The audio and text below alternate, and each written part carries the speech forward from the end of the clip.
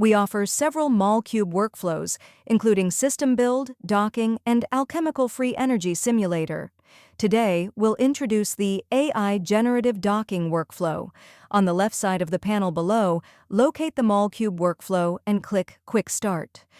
All workflow processes are displayed on the dashboard. Select AI Generative Docking and click Start.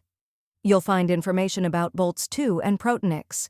Please review this information before starting the workflow for a better experience. Once you've reviewed it, click Start.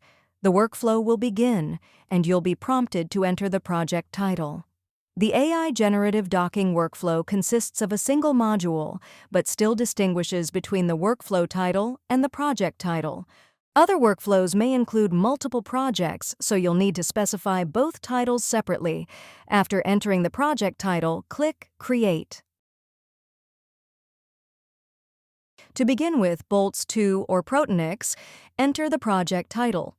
You can include a protein name or your own project ID for clarity. Then select the model you want to use. Both are generative AI docking models, but if you need binding affinity values, choose Boltz-2. Next, input your sequences. You can add protein, DNA, or RNA sequences. For this demonstration, we'll use protein sequences. After that, add your ligand by pasting a SMILES string or uploading an SDF file, then click Add Block. If desired, you can adjust the advanced options, but this is entirely optional. Once you've added one protein and one ligand, you can calculate the binding affinity. Check the Calculate Affinity box, adjust any settings if needed, and click Submit. The process may take up to 10 minutes.